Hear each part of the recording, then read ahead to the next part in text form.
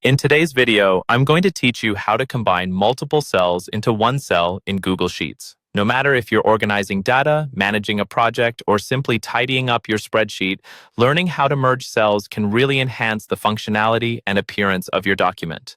Let's dive in and go through this process step by step. First, let's start by opening the Google Sheet you want to work on.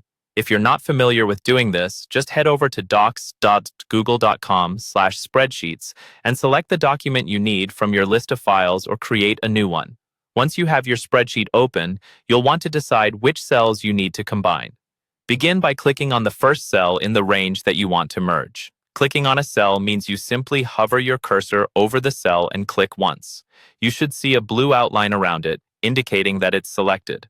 Next, after you have selected the initial cell, it's time to highlight the whole range you wish to combine. To do this, click and hold on the first cell, and while holding down the mouse button, drag to cover the entire range of cells you want to merge. Make sure to include the topmost and bottommost cells that need to be part of this new combined cell. When you have successfully selected the desired range, you should notice all these cells are now highlighted in a light blue shade. Now with your range selected, look towards the toolbar at the top of your spreadsheet interface. There, you will see an icon resembling a square with two arrows pointing inwards. This is the Merge Cells icon. Go ahead and click it. Once you click on this icon, it will initiate the merging process. You'll notice the cells will unify into a single, larger cell.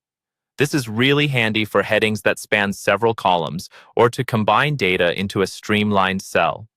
Finally, remember that merging cells in Google Sheets combines them into a single cell visually, displaying as one continuous span.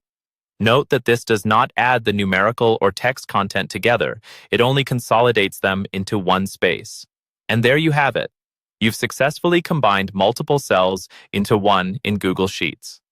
This process not only helps in structuring your data more clearly, but also beautifies it by minimizing clutter.